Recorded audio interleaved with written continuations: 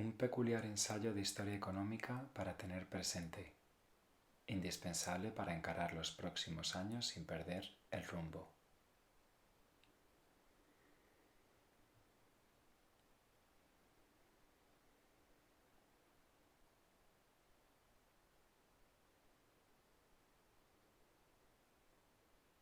Todo lo que tienes que hacer es estar presente.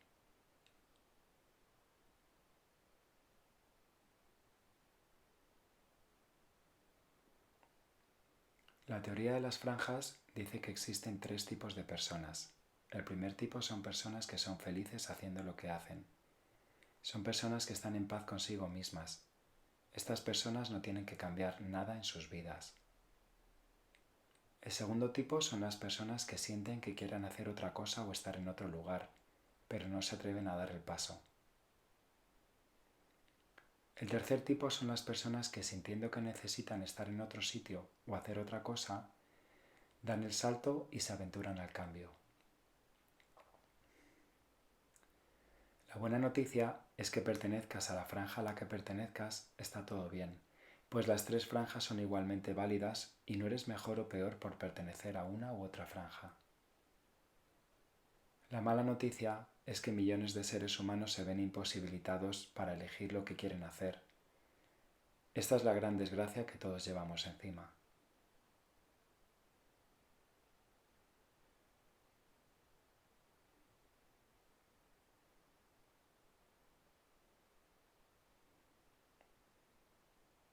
Prólogo.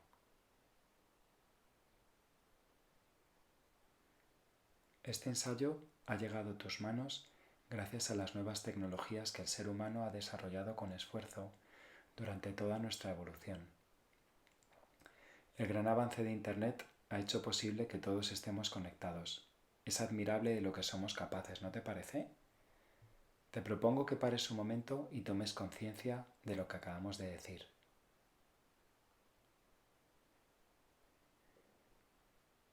La economía es una ciencia social que funciona muy bien para explicar las cosas a tiempo pasado, analizando los datos y las reacciones a esos datos, por ejemplo, del mercado financiero frente a decisiones de bancos centrales, y no para prever el futuro, que es incierto.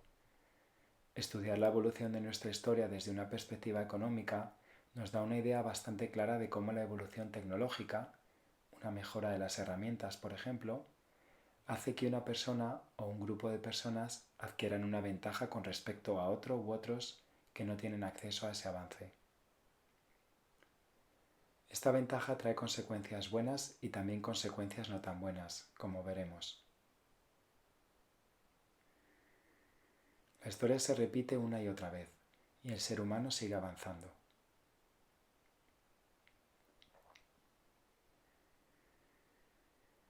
Un grave problema actual es que las nuevas herramientas corren mucho y la legislación y su aplicación va muy rezagada. En nuestra opinión, hace falta pisar el freno y regular antes de caer de nuevo en situaciones donde la mayoría de la población, y en este caso me refiero a la gran mayoría, sufra precariedad extrema. Soy del todo optimista y siento que somos capaces de encauzar las dificultades de la mejor manera posible.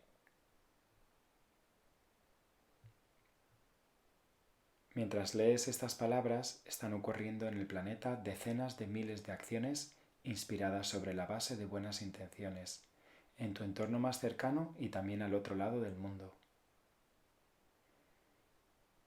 En este preciso momento están ocurriendo acontecimientos movidos por el bien.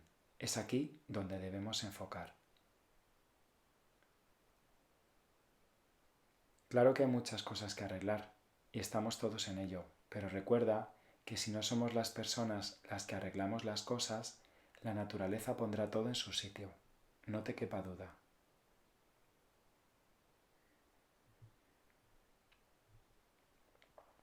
Gracias por vuestro tiempo y disfruten de la lectura.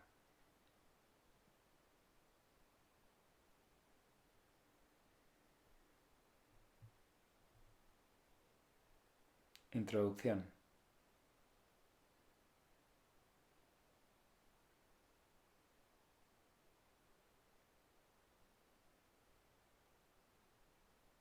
En la actualidad se están acelerando las transformaciones cada vez más. Somos afortunados de estar aquí y ahora y experimentarlas. Tenemos la oportunidad y el deber de adaptarnos a las nuevas formas que reinan. Pregunta: ¿por qué crece tanto la desigualdad en el mundo?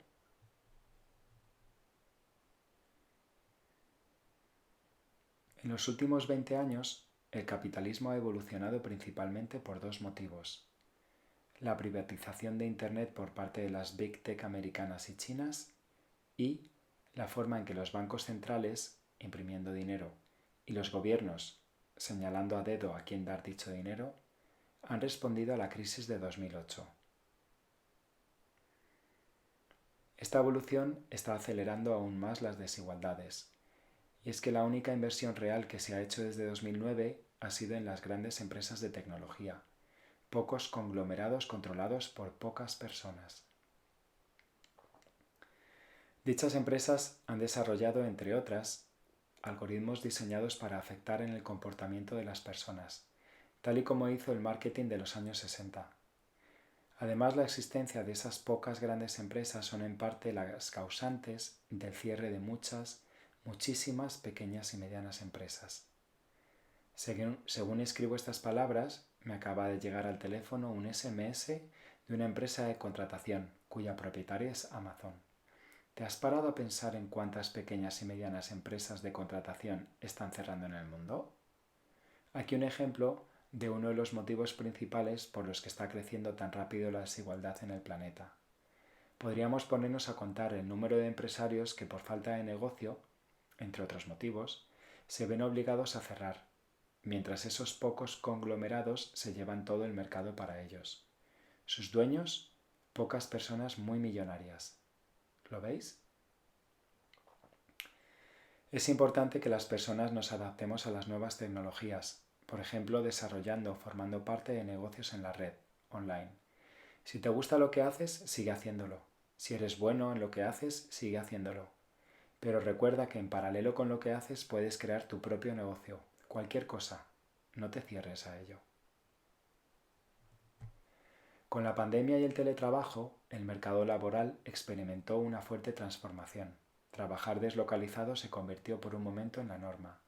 Y además, todos los trabajos relacionados con Internet crecieron. Lo que quiero resaltar es que la idea de cómo funciona el mundo que tenemos las personas de más de 40 años, al menos desde un punto de vista económico, es una idea que ya no existe. Como veremos, el mercado, la competencia, los beneficios, etc., son conceptos que nos han explicado de una forma que ya no aplica en la vida real. Todo cambió con la llegada de los ordenadores e Internet. De eso ni nuestros abuelos ni nuestros padres sabían nada. 1. Acontecimientos históricos recientes. Bronce, hierro, acero. Nota: podemos entender la historia como la forma en que los seres humanos transforman primero los materiales y cómo esa transformación modifica las relaciones entre las personas y sus formas de pensar. Desgraciadamente, los humanos podemos conseguir transformar una innovación sin precedentes en el desastre más enorme.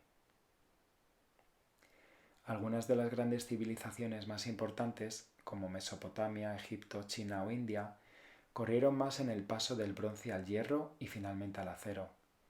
En este documento vamos a dar unas fechas indicativas para situarnos. La Edad de Bronce, 3300 a 1200 a.C. En aquel entonces, la agricultura y la ganadería eran la base de la economía y la alimentación.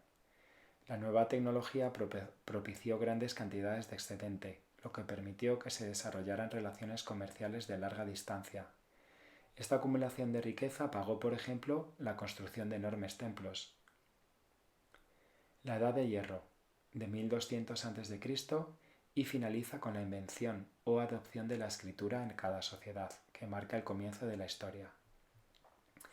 En algunos países de África la Edad de Hierro duró hasta el 1400 después de Cristo. Nota: el oro no tiene nada de especial aparte de su color.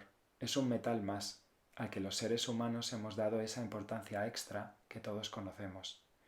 Esto es interesante porque el dinero papel, dólar-euro o euro, por ejemplo, también le damos esa importancia, esa credibilidad. A diferencia del oro, el hierro sí es un metal realmente especial, pues al calentarlo 3 o 4 veces sufre una mutación. El surgimiento del acero es una transformación con consecuencias enormes para la historia, y es que los pueblos que se quedaron en el bronce perecieron. Los pueblos que consiguieron desarrollar la tecnología de transformar el hierro en acero subsistieron.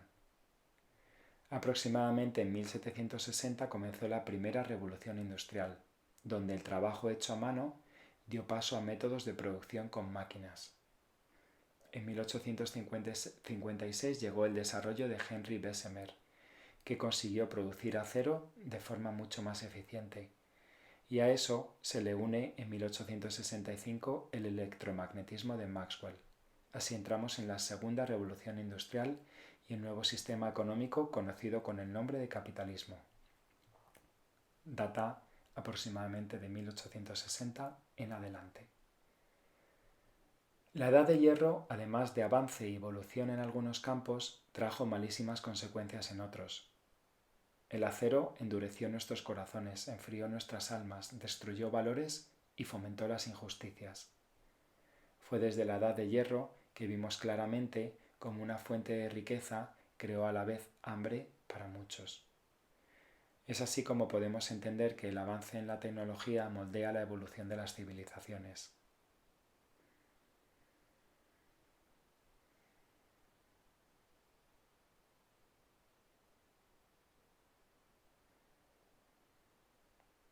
Dualidad y contradicción. La luz y Albert Einstein.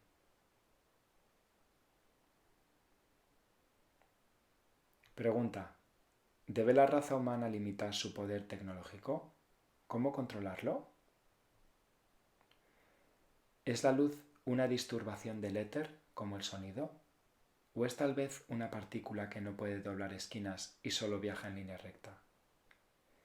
Einstein demostró que las dos respuestas son correctas. La luz es a la vez un flujo de partículas con momento y son series de olas que oscilan. El genio de Einstein nos abrió la mente al admitir que algo puede ser a la vez dos cosas contradictorias. Aquí tenemos la naturaleza dual de la luz. Encontramos la dualidad en toda la naturaleza y en todo realmente. ¿Puede ser algo a la vez bueno y malo?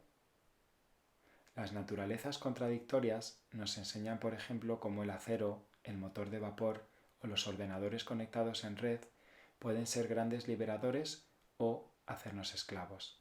Depende de todos nosotros colectivamente el determinar el resultado final, libertad o esclavitud. Y aquí es donde entra el juego la política, como potencial equilibrador de la balanza entre la evolución tecnológica y la legislación que salvaguarde a las personas, que las protejan, que nos protejan.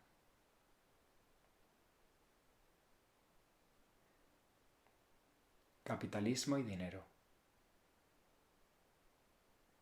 El capitalismo es un sistema económico basado en la propiedad privada de los medios de producción y su uso con el fin de obtener ganancias, beneficios.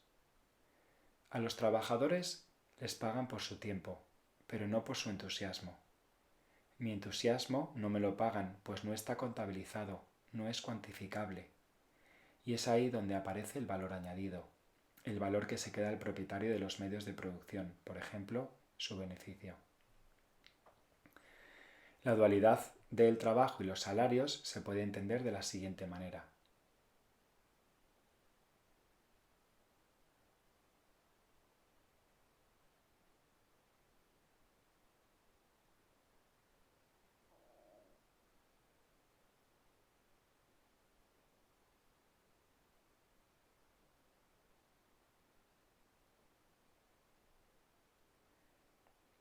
Einstein pensaba que la esencia del capitalismo es el desdoblamiento del trabajo en dos.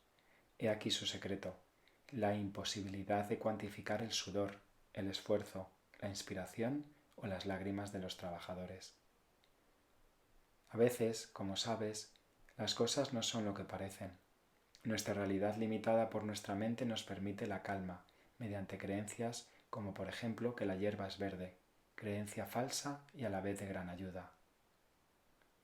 De la misma manera, en 1936, John Maynard Keynes explicó por qué el capitalismo no era capaz de recuperarse de la Gran Depresión del 29. Keynes usó el ejemplo de Einstein para romper con la creencia generalizada y demostrar que en macroeconomía una caída en el precio del dinero, el tipo de interés, no significaba un incremento de los flujos de dinero en forma de inversión o empleo. Lo hemos vuelto a ver recientemente. El dinero es un símbolo que facilita el intercambio de bienes y servicios, pero es mucho más que eso. Debemos empezar a dejar de pensar en el dinero como algo separado de lo que nos hacemos el uno al otro. Sí, el dinero es una cosa, algo útil, un producto o servicio, pero también es un reflejo de las relaciones entre unas personas y otras. La diferencia entre dinero y riqueza, según David Cameron Gikandi, es que el dinero no es el único indicador de riqueza verdadera. La riqueza verdadera se basa en la conciencia y la intención. Muy brevemente, recordemos que la ley más importante del universo es la ley de causa y efecto. Si vives de acuerdo a esta ley, entonces vas a crear aquellos acontecimientos que desees experimentar. Por ejemplo, si lo deseas, atraer riqueza a tu vida. ¿Eres capaz de repetir conmigo las siguientes palabras? Soy riqueza, soy abundancia, soy feliz. La física cuántica ya enseña estas cosas a nivel subatómico. No te cierres, no te limites. El capitalismo no se trata de libertad, eficiencia y democracia. Eso que lo tengamos claro. Pero en algo sí ayudó. Y es que en el sistema económico anterior al capitalismo, el feudalismo del siglo IX a XVIII, solamente había una opción, la de ser un siervo y entregar parte de la producción a tu señor feudal, a no ser que fueras un noble. A partir del siglo XVIII, gracias a los avances en la navegación, llegó el comercio de las especias y los señores feudales ingleses tuvieron una idea, la de reemplazar a los siervos por ovejas. Esto le dio a muchas personas algo, la oportunidad de elegir. Y a partir del siglo XIX, la situación se nos escapó de las manos. Y es que fue imposible controlar la cantidad de excedente de producción y el ingente volumen de intercambio. Y sí, comenzó la búsqueda de la libertad. Durante los siguientes 100 años asistimos a los movimientos antiesclavitud, los sufragios, el asilo a los judíos perseguidos en los años 30 y 40, las organizaciones de liberación de los negros de los 50 y 60, las protestas en favor de los gays y lesbianas en San Francisco, Sydney y Londres de los 70. Todo esto ya ha pasado y ya lo conocemos, nada de esto es nuevo. En todo caso, te propongo que tomes otro momento para tomar conciencia de los acontecimientos que acabo de mencionar y su trascendencia para millones y millones de personas. Pero, ¿y a partir de aquí? Libertad y justicia. En algún momento del siglo XX ha ocurrido una separación entre los que se decantan por la libertad y los que se decantan por la justicia. Se ha fomentado intencionadamente una división sin que la población se dé cuenta. El 26 de diciembre del año 91 se bajó la bandera roja en el Kremlin. Ese momento marcó la disolución de la Unión Soviética. Se acabó la socialdemocracia, una economía mixta donde el gobierno proporciona bienes públicos mientras que el sector privado genera los bienes que satisfacen nuestros caprichos, una forma de capitalismo civilizado, donde los políticos median activamente entre los dueños del capital y los que solo tienen la fuerza de su trabajo. En 1987 más o menos comenzamos a ver los primeros ordenadores en nuestras casas y en 1993 más o menos empezamos a ver los primeros módems caseros. Aquí vuelve a cambiar todo. Ahora que los ordenadores podían hablar entre ellos, ¿sería bueno o malo para el capitalismo? Dependía de nosotros. El Internet de primera generación, Internet 1, donde había un bien común y libertad de uso gratuito para todos, fue rápidamente absorbido y controlado por unas pocas grandes empresas que debían haber sido reguladas en esos primeros momentos. Estas empresas se dieron cuenta del potencial que tenía esta evolución tecnológica sin precedentes. ¿Os acordáis de Napster?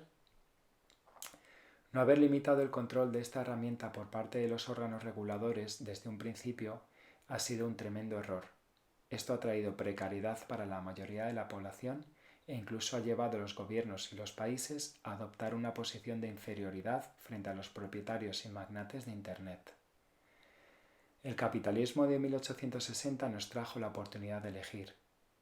Podemos definir la libertad como la capacidad de poder escoger nuestros partners y nuestros proyectos, tener tiempo para leer, para experimentar, para escribir. Pregunta: ¿cómo recuperamos la reciente pérdida de libertad y autonomía a la que estamos asistiendo? Como vamos observando en este ensayo, algunas transformaciones del capitalismo han marcado épocas. Una de las más recientes comienza en 1960 con el desarrollo de la publicidad del legendario director creativo Don Draper. La filosofía del marketing de Draper dice que tú eres el producto, tú que sientes y piensas algo, tú que al comprar algo revives esa emoción de sentirte querido, esa nostalgia. Y es que mientras que en los años 60 le prestábamos nuestra atención a la guerra de Vietnam, a los derechos civiles y sus instituciones, Draper comenzaba a influir en una de las mutaciones más importantes en el capitalismo. Fabricar eficientemente bienes que la gente desea ya no era suficiente. El siguiente paso sería la capacidad de fabricar deseos. El capitalismo comenzó a encontrar la forma de poner precio a todas las cosas que antes no tenían precio. Una puesta de sol, por ejemplo, ese valor experiencial del que hablábamos anteriormente. Draper fue capaz de imaginar la forma de cuantificar cosas a las que antes nunca se le había puesto precio. Descubrir un nuevo mercado sin olvidar la naturaleza dual del trabajo. Para seguir avanzando, el capitalismo tuvo que encontrar la forma de convertir en commodity las emociones que antes no habían sido cuantificadas, emociones que indudablemente lograban capturar nuestra atención. Y el siguiente paso fue moldear y vender nuestra atención a una empresa que se dedicaba a ponerle precio a cualquier experiencia oculta en nuestras almas. Fue después de la Segunda Guerra Mundial cuando asistimos a la época dorada del capitalismo. Arrancan los primeros anuncios de televisión y Draper mostró el camino de cómo perseguir nuestras emociones ocultas dentro de nosotros. De una forma muy sutil comenzamos a perder nuestra capacidad de escoger. Y es que alguien distinto de ti comenzó a decidir por ti, lo que quieres y lo que no, lo que necesitas, y vamos perdiendo en libertad y en autonomía. El crédito. Los avances de Maxwell en 1865, sus ecuaciones conectaron la corriente eléctrica y el magnetismo, posibilitaron el que Thomas Alva Edison revolucionara el uso de la electricidad. Con el desarrollo de grandes obras públicas como por ejemplo la primera central eléctrica, Nueva York 1882, aparecieron las megacorporaciones que conocemos hoy en día y que desplazan a un lado a los pequeños empresarios como panaderos, carniceros y fabricantes de cerveza del capitalismo de antaño.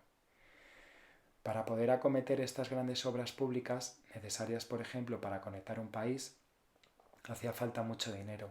Tuvieron que surgir bancos más grandes, capaces de prestar a los empresarios industriales directamente y a los especuladores interesados en comprar las acciones de esas nuevas megacorporaciones. Así es como el electromagnetismo transformó el capitalismo. Los nuevos grandes conglomerados generaban megabeneficios y asimismo posibilitaron las megadeudas.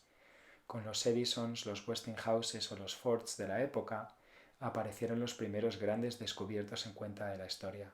Comienza el Big Finance, Big Business.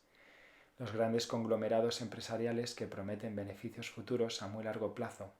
Comienza la especulación pura y dura. A partir de este momento empezaron a tambalearse los grandes pilares del capitalismo. Primero se deja de lado la idea de la competencia. Muchas pequeñas empresas que compiten y permiten que los empresarios honestos vigilen el mercado. La cautela se aparca, llega el crédito. Las promesas de beneficios futuros se aceptan y se emite deuda a raudales. Y en una segunda fase se deja de lado también el beneficio. ¿Sabías, por ejemplo, que Netflix ha sobrevivido 25 años en el mercado dando pérdidas recurrentes? Primer beneficio en 2023. Solo en una década llegó la inevitable crisis del 29. ¿Os suena? Pregunta: ¿qué terminó con la crisis del 29? ¿Fue el New Deal de Franklin Roosevelt del 33 al 38? ¿O fue la Segunda Guerra Mundial en el año 39? El New Deal fue el programa de políticas económicas intervencionista implantado por Roosevelt para combatir la Gran Depresión de 1929. Algunas de las transformaciones más notables en Estados Unidos fueron la Ley Wagner, los sindicatos, el Estado de Bienestar o la Security and Exchange Commission, la SEC, como órgano regulatorio en materia de finanzas. El estado de bienestar que conocemos en Europa no es solo europeo. En Estados Unidos también ha habido movimientos sociales de enorme importancia. ¿Sabías que hoy en día en Estados Unidos existen colegios públicos y sanidad gratuita para el tramo de población con menos ingresos, por ejemplo? Lo que está claro es que el New Deal cambió el capitalismo global profundamente, con proyectos de obras públicas, programas de bienestar social y, sobre todo, instrumentos financieros públicos con un alto control sobre lo que pueden hacer los banqueros. Pero en realidad, la lucha contra la crisis del 29 perduró hasta que Estados Unidos movilizó su economía gracias a la Segunda Guerra Mundial. Tras Pearl Harbor, el gobierno americano emuló al gobierno soviético ordenando a los propietarios de las fábricas qué producir y cómo producirlo. A cambio, el Estado daría a esos big business 4 grandes regalos: ventas y beneficios garantizados, ausencia de competencia, pues los precios estaban fijados por el gobierno, presupuesto enorme para investigación y desarrollo y personal altamente cualificado, todo ello financiado por el gobierno, y finalmente un ambiente patriótico donde se reconocieran a estas empresas como las auténticas héroes dentro del rescate del mundo. Los resultados fueron espléndidos, tanto para las empresas como para el gobierno, afianzando lazos muy estrechos entre los gobernantes y los propietarios de estas pocas grandes empresas. Como vemos, no sería exagerado decir que el capitalismo americano se guió de acuerdo a principios de planificación soviéticos, con solo una excepción: las fábricas siempre quedaron bajo la propiedad privada de los big business. A partir de 1945, el trabajo del economista John Kenneth Galbraith fue poner precio a todo, para ayudar en la transición desde una economía de guerra a una economía de paz. Galbraith también se encargó de todos los asuntos económicos relacionados con Alemania, Japón, Austria y Corea del Sur. El Plan Global americano y las 2 jugadas maestras de Nixon. Bretton Woods fue el sistema monetario internacional diseñado por Roosevelt en su programa de políticas de 1944. Duró hasta 1971.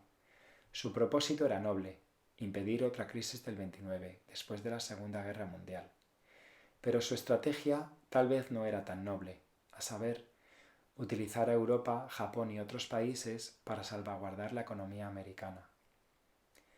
Con el Plan Marshall de 1948 se empezó por dar dinero a Europa, dólares a un tipo de cambio fijo entre las monedas europeas y el dólar estadounidense.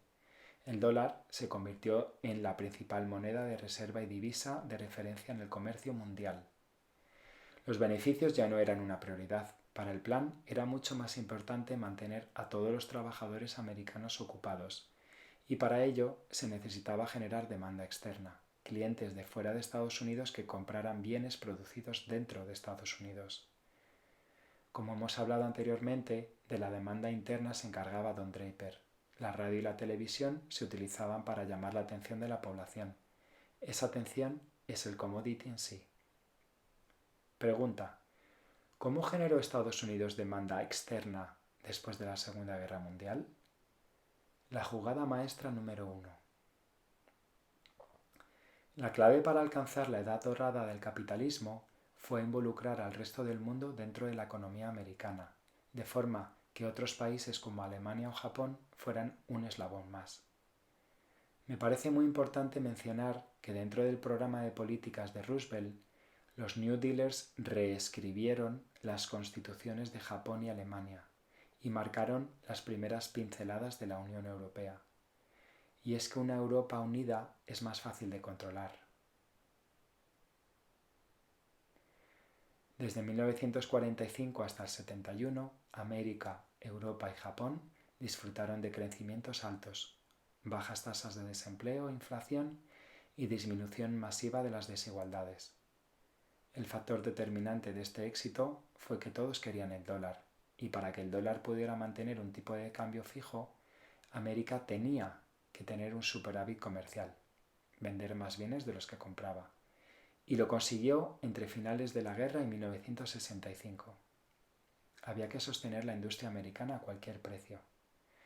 La magia del plan fue que los dólares que la Reserva Federal imprimía y mandaba a Europa, bien fuera como préstamo o bien como ayuda, en una segunda fase volvían para América. ¿Cómo lo hicieron? Por un lado, los centros comerciales americanos consumían los bienes producidos por Europa y Asia. Para sostener la situación había que conectar los Walmarts y otros shopping centers americanos con Wall Street.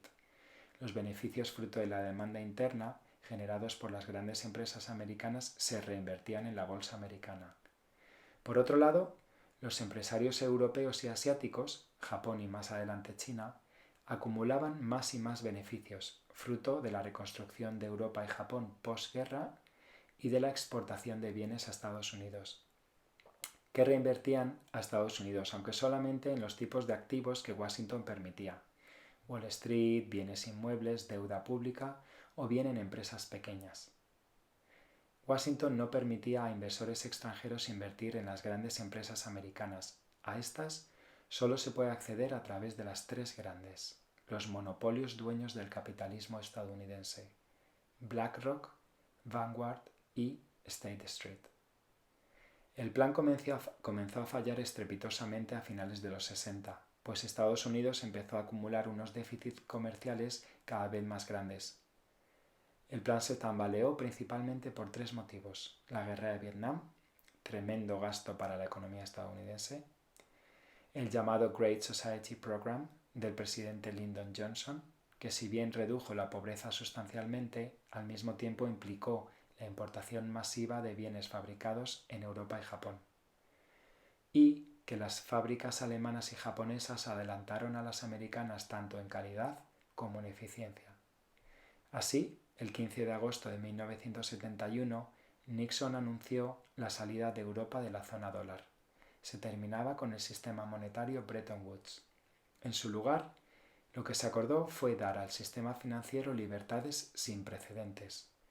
Los banqueros ya no estaban atados de manos como ocurría bajo el programa político con protecciones para el pueblo, el New Deal post-crisis del 29. Y estos banqueros podían hacer sus apuestas en el mercado financiero primero con dinero de los demás y después con dinero que se prestaban a sí mismos. Producían más y más deuda que terminaron cortando en cachitos y la dispersaban por todo el planeta, en teoría minimizando los riesgos y en la práctica no sabiendo qué pertenece a quién. ¿Os suena el estallido de las hipotecas subprime de 2008 con Lehman Brothers? Así fue como los grandes empresarios norteamericanos y del resto del mundo se enriquecieron aunque Estados Unidos tuviera déficits comerciales cada vez más grandes. El resultado final fue que el poder capitalista pasó de la esfera económica, población, empresas industriales, etc., a la esfera financiera, a los banqueros. Esta fue la estrategia que había detrás del movimiento del 15 de agosto del 71 de Nixon. Pregunta: ¿cómo lidia Estados Unidos con su déficit comercial? La jugada maestra número 2. Al ver el creciente déficit comercial americano, los banqueros sabían que el tipo de cambio fijo entre el dólar y el oro, establecido en el 44 a $35 por onza, tarde o temprano tenía que caer. Para contrarrestar este movimiento, al poco de soltar el tipo de cambio fijo dólar-oro, año 71, también se soltó el tipo de cambio fijo entre el dólar y las monedas europeas. El dólar se convirtió en la única moneda refugio, aunque ya no tuviera un tipo de cambio fijo con el oro. porque para hacer transacciones internacionales, como por ejemplo comprar petróleo, todos los países tienen o tenían que pagar en dólares estadounidenses. Digo tenían porque en la actualidad los países del bloque BRICS están explorando alternativas al dólar estadounidense para sus transacciones internacionales. Pero además había otro motivo por el que el dólar mantuvo su hegemonía: el empobrecimiento intencionado de la clase trabajadora americana. ¿Sabías que en América hoy por hoy, para poder salir adelante, mucha gente tiene 2 o 3 trabajos? Para poder competir contra las productividades de Europa y Asia, las empresas americanas comenzaron a bajar los salarios. ¿Os suena? Hoy en día, en media, en Estados Unidos los salarios de la clase trabajadora están a niveles del año 1974. Otra medida, por ejemplo, fue la adoptada por Ronald Reagan al eliminar los sindicatos al máximo. Así, comienza una nueva era donde Rusia y más adelante China e India han entrado dentro del modelo capitalista.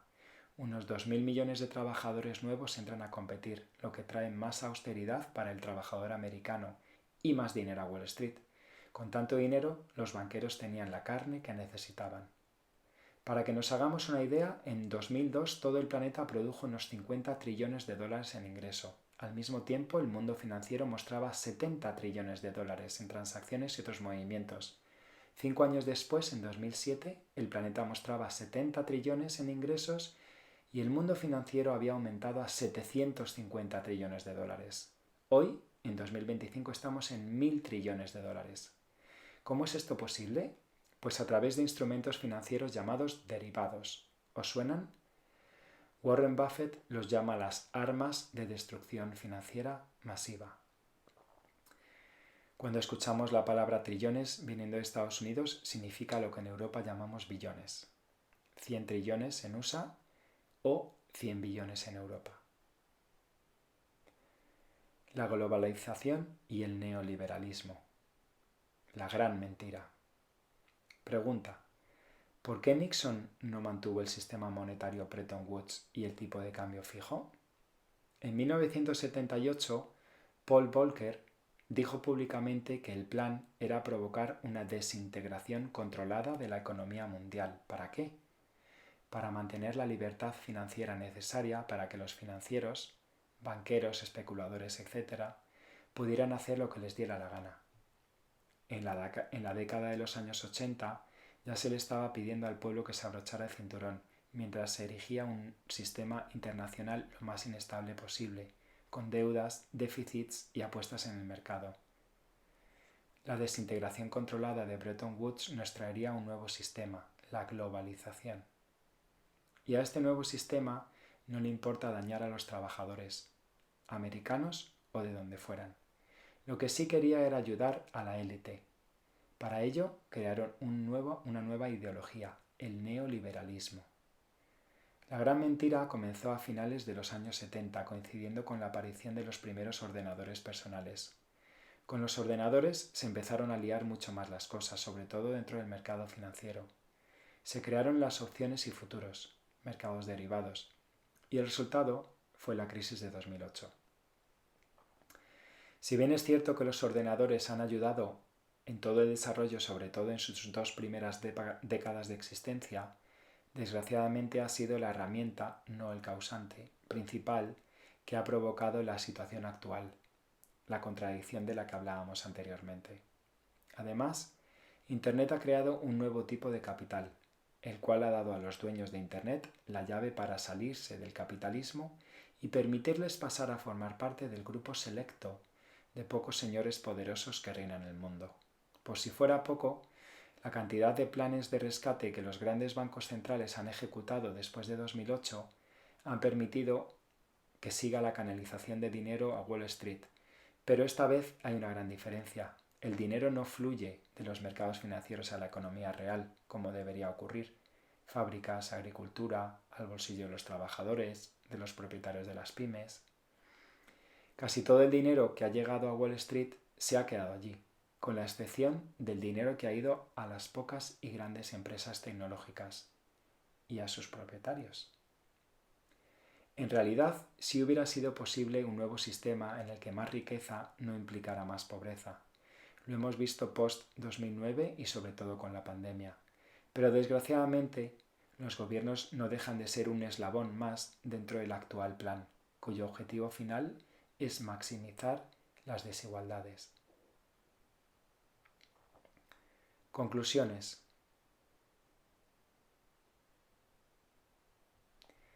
Creo que todo el texto se puede resumir en los dos siguientes puntos principales. A partir de 1860, las mejoras en la navegación no acabaron con el feudalismo, pero ayudaron. Cuando la acumulación de riqueza de los marchantes alcanzó una masa crítica, entonces empezó la comodificación de las tierras, después del trabajo y después de casi todo. El feudalismo había resultado en capitalismo. A partir de 1960, el inicio del marketing de Don Draper junto con la caída del sistema monetario Bretton Woods permitió que la bolsa americana incrementara sus volúmenes y el resultado fue el crash de 2008. Recordemos, Big Finance, Big Tech, neoliberalismo, desigualdad, democracias dañadas y falta de autonomía, tanto que hacen falta películas como No mires arriba para explicar la parálisis de los seres humanos ante una catástrofe climática. En esta película podemos ver precisamente cómo los gobiernos están a la merced del capital. Estos dos puntos los podríamos desarrollar algo más de la siguiente forma. Las tecnologías propician avance y con el avance viene la desigualdad. Es natural. Con las mejoras en la agricultura llega la acumulación de excedentes. Para dar salida al excedente se comercia y se acumula capital dinero. Con las mejoras en la navegación, el comercio internacional nos trae nuevos mercados, potenciales nuevos compradores de nuestro excedente. El paso de pequeños comerciantes y artesanos a grandes corporaciones, un cambio en el tamaño del mercado, siguiendo un modelo que quizás tiene sentido en países muy extensos, pero no es apto para todos. De repente hace falta todo el planeta para consumir los bienes fabricados. Es necesaria toda esa demanda para que el sistema siga funcionando. También aparecen unos 2.000 millones de nuevos trabajadores que a su vez se convertirán en nuevos consumidores de bienes. A partir de ahí se ingenian diferentes posibilidades para hacer subsistir el sistema establecido. El marketing se ocupa de generar demanda interna, tocando en la nostalgia de una población que crece junto al desarrollo e implantación generalizada de los nuevos medios de telecomunicaciones. La guerra es un gran activador o engranaje motor de la economía. Lamentable y torpe, pero efectiva forma de ayudar a hacer subsistir este sistema arcaico, caduco. Por ejemplo, guerra de Vietnam o el actual genocidio en Palestina. Involucrar a países como Japón o Alemania es solo el principio. Los señores poderosos de cada país firman un pacto oscuro. Ricos chinos, japoneses, españoles o alemanes sin importar la nacionalidad. Y es que la codicia y el poder tira más que la bandera. Llegan los ordenadores y con ellos toda la parte de financiación y endeudamiento, mercados derivados, toma una dimensión exponencialmente más grande. Ya hablamos de trillones de deuda, números que solo existen en el papel. Con los ordenadores llega una nueva clase de señores poderosos, los dueños de Internet, que pasan a formar parte del reducido y selecto grupo de individuos que controlan la mayor parte del dinero y los bienes del planeta. Por cierto, recordemos que en circulación hay alrededor de un 3% del dinero y que el 97% restante son depósitos bancarios creados por bancos comerciales, es decir, anotaciones contables que no forman parte de la liquidez real. La hegemonía está en juego y más que nunca. Hablan de Estados Unidos-China, pero sigue siendo otra distracción más. Lo realmente importante es que los pocos señores poderosos, las grandes manos, sigan viviendo dentro de la abundancia extrema y jugando al poder con el resto del planeta, como el que juega al ajedrez. La legislación va muy por detrás de todos los cambios que ocurren en telecomunicaciones y nuevas tecnologías en general. O frenamos el avance tecnológico o aceleramos la implementación de leyes que vigilen y salvaguarden al individuo y a la pequeña empresa. Estamos expuestos a un nivel de manipulación sin precedentes, con noticias falsas escritas por algoritmos de inteligencia artificial diseñados específicamente para ello. Además, La gravedad en la falta de cumplimiento de acuerdos fundamentales entre países que han tardado décadas en ser firmados nos muestra cómo se desvanece la justicia. Toda la población debe estar al tanto de que existen empresas cotizadas en bolsa, como por ejemplo Palantir de Peter Thiel, cuya actividad atenta directamente contra la libertad de los seres humanos. Palantir desarrolla entre otros drones teledirigidos capaces de matar a personas escogidas ¿en base a qué? Se desvanece la libertad. La situación del cambio climático es un tema de discusión actual. Recientemente hemos visto catástrofes como por ejemplo la Dana en España o los fuegos en Hawái o en Los Ángeles. Creo que hay solo dos posibles explicaciones. O es cierto que hay un cambio climático y que nos estamos cargando el planeta, o todas estas catástrofes son ataques planeados por el ser humano. Ambas opciones son realmente preocupantes. Hoy en día, cuando caminas por las tiendas Ross, Old Navy, Macy's, etc., no ves un alma, tan solo los trabajadores mirando su teléfono. Tiendas repletas de ropa y otros artículos ahí parados sin hacer nada, mostrando que el modelo económico se está cayendo. El tamaño de los conglomerados privados chinos como Alibaba o Tencent es enormemente más grande que las Amazon y Facebook que conocemos en Occidente. Debemos dejar de subestimar aquello que no conocemos. Y mis comentarios. Como ya hemos dicho anteriormente y por increíble que parezca, es muy importante tener presente que desde el punto de vista económico tanto la pandemia de 2019 como las guerras y la crisis de cambio climático son solo distracciones. También creo, y en mi humilde opinión esto es lo más importante, que la vida no se trata de estar ocupado prestando atención permanentemente a todas esas distracciones. Y por favor, procura no caer en la trampa de la división. Que la vida se trata de aprender a ser feliz y vivir en confianza, con fe. Que debes procurar hacer lo correcto y debes cuidarte, primero de ti mismo, nuestro cuerpo, nuestros pensamientos, emociones, y después de las personas que tienes cerca. Valórate, eres única, único, eres un milagro.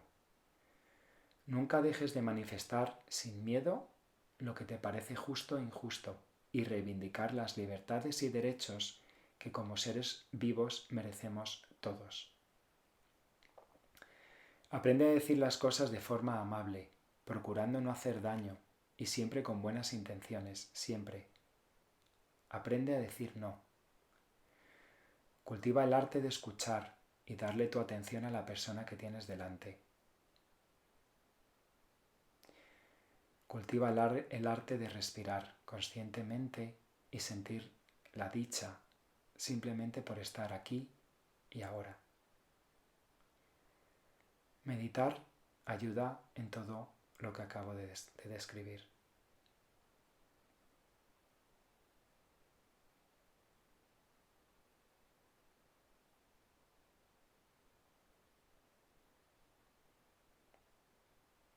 La actual guerra fría entre Estados Unidos y China, o los 7 conflictos armados en los que están involucrados tanto Israel como Estados Unidos hoy en día, además del mal que producen a esos 7 países, afectan gravemente tanto al pueblo israelí como al pueblo norteamericano o chino.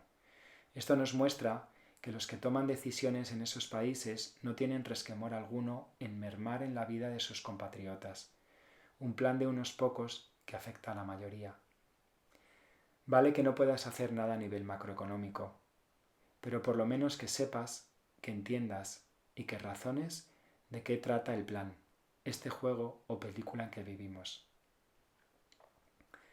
Hoy en día todas las noticias que leemos en los periódicos, excepto periodismo de investigación, están descritas por inteligencia artificial. Las noticias que nos hacen sentir odio por los inmigrantes o miedo al conducir el coche están precisamente diseñadas para controlarnos, mantenernos dentro de un estrés constante que finalmente nos lleva a la enfermedad. Así el sistema puede mantenernos medicados durante muchos años, vivos y medicados. Además, creando conflictos nos mantienen distraídos mientras se reorganiza el planeta a conveniencia de los muy pocos, muy poderosos. ¿Es solo una impresión mía o cada vez se ven más zapatillas y prendas de vestir de diseño clásico? Siento que el humano no quiere tanto cambio, tanta evolución tan rápido. El ser humano todavía no ha soltado el miedo a nivel celular que arrastramos desde la pandemia, o debería decir plandemia. Es abrumador que Tesla valga más que Toyota, Mercedes, BMW y Ford juntas, ¿no creéis? ¿Por qué? No es por la calidad de los vehículos, es por los datos que los coches eléctricos acumulan de sus usuarios, datos que alimentan a la inteligencia artificial y sus algoritmos, datos que usarán para traernos los bienes de consumo y las necesidades que ellos mismos nos fabrican, nos instalan en nuestro subconsciente. Y no olvidemos que si a alguien le apetece, le da un botón y tu coche se para. Algo parecido al apagón que sufrió España, Francia y Portugal el pasado 28 de abril de 2025. Efectivamente puede ser una buena idea aprovechar las oportunidades que la tecnología nos brinda. En paralelo con lo que haces en la actualidad, puedes arrancar un negocio, por ejemplo, vendiendo online un producto que te gusta y que ya usas. También pienso que si te gusta y eres bueno haciendo lo que haces, tu valor experiencial, que es el que alimenta tu alma, eso no va a dejar de crecer, no lo dejes. Y definitivamente opino que si dentro de ti sientes que hay algo que te gustaría hacer, que te arranques y lo hagas, vea por ello. Durante los últimos 5 años he estado pasando por delante de una pintada que decía You are sheep. Me hacía pensar en un vídeo que fue viral allá por 2020. Era de un pastor francés. Igual tú también lo viste. El mundo en que vivimos, tan precioso como es, anda lleno de población aborregada. ¿Por qué? Porque interesa para controlarnos mejor. Ya desde los colegios se nos alecciona para hacer pocas o ninguna pregunta, obedecer a la norma y callar. Pero cada vez son más las personas que han roto con este patrón. El texto que acabas de leer está inspirado sobre la base del libro Tecnofeudalismo, del economista griego Yanis Varoufakis. Gracias, Yanis, por lo que estás haciendo para la humanidad. Lo mejor está por venir. A 25 de junio de 2025. Fin.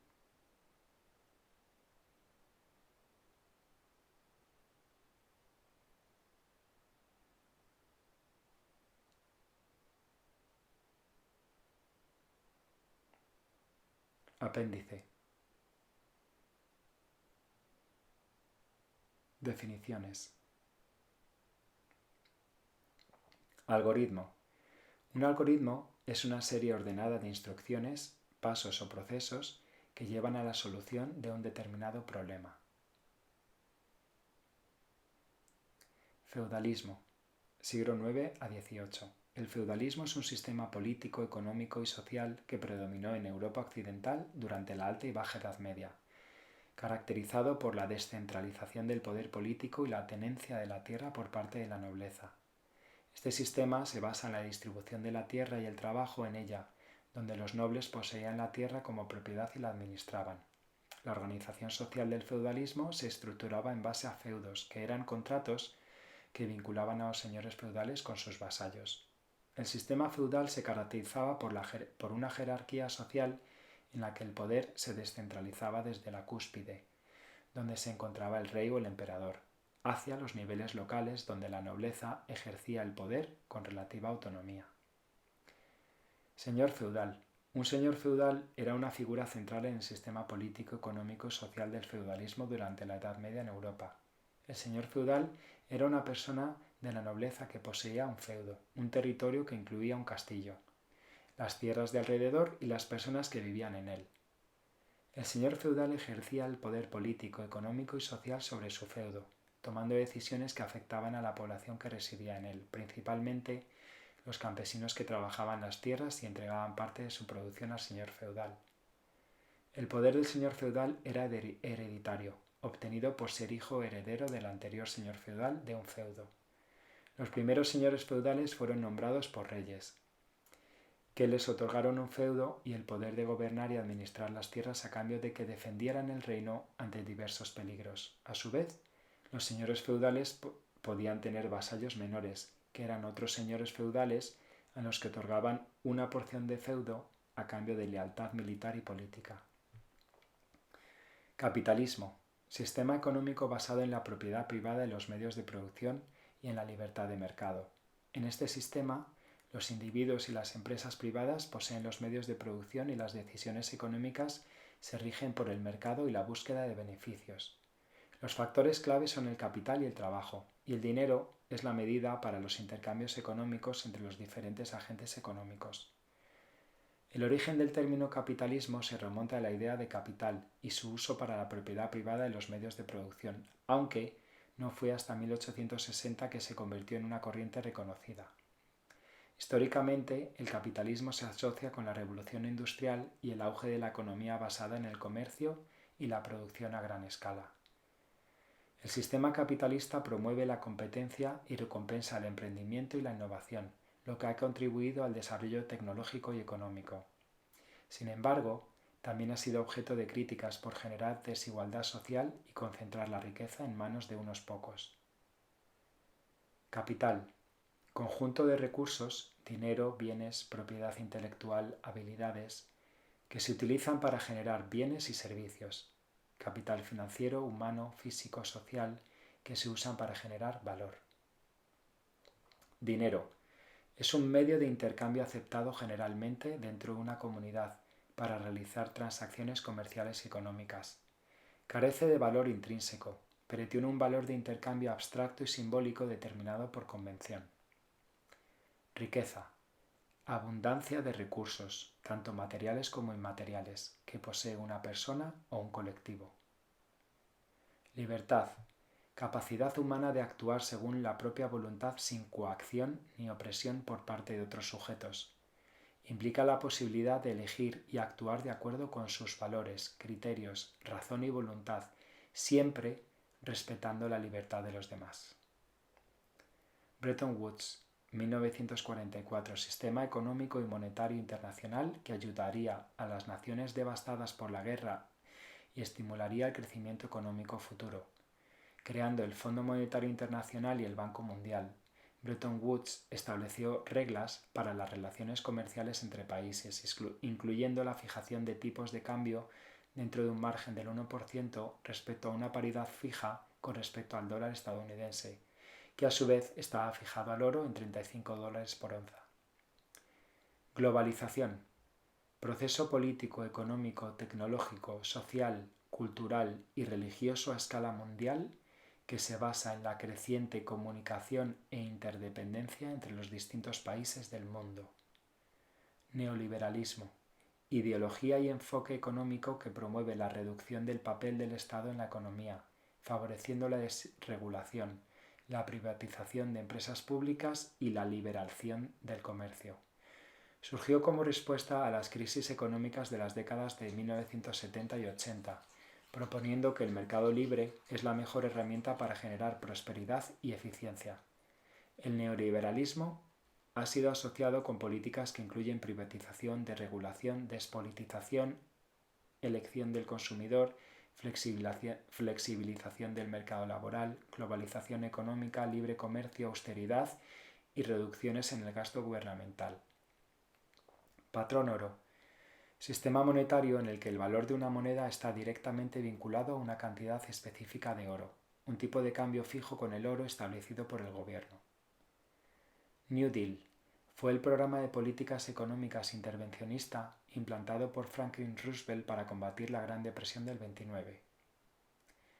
Commodity: un commodity es un recurso natural o materia prima que se cultiva o extrae para producir otros bienes o servicios. Los commodities son fundamentales en la economía, ya que son necesarios para la producción de alimentos, energía y ropa.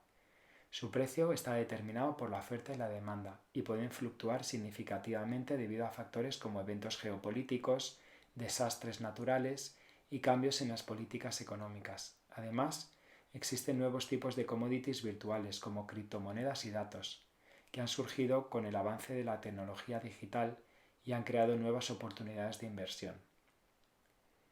Macroeconomía: la macroeconomía es la rama de la economía que estudia los sistemas económicos de una región o país como un conjunto, utilizando magnitudes colectivas como la renta nacional o el nivel de empleo.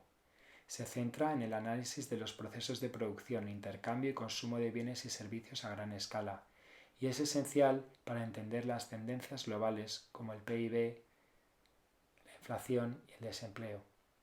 Esta disciplina estudia cómo todos los aspectos de la economía trabajan juntos, en lugar de fijarse en elementos individuales, y utiliza estos datos para la toma de decisiones de política económica.